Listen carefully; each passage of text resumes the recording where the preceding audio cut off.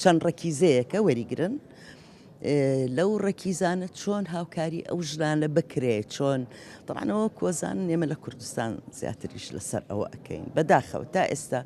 حکوومەتی عێراق نەهاتۆتە ژێرباری ئەوە یعنی هەتا ئێستا ئەوە 4 ساڵە ئەو ژنانە ئازا دەکرێن یەنەوە پێشوازیان لێ ئەکرێ ئەوە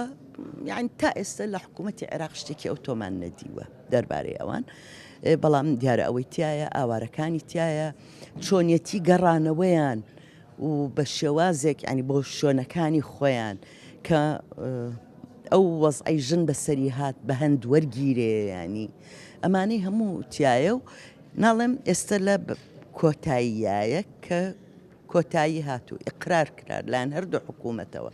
حکوومەتی عێراقی و ینی فیدرال و حکوومەتی هەرێم ئەو وەختە دووبارە وەزارەتەکان و ڕێکخراوەکانی کۆمەڵگەی مەدەنی بە پلانەکانیانە ئەچنەوە ئەوەی کە لێرە بیڵێم ئەوەی ئێمە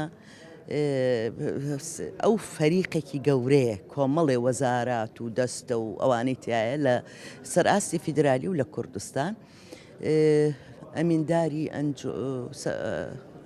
ئەنجومەنی وەزیرانی عێراق وەزیری ناوخۆی ئێمە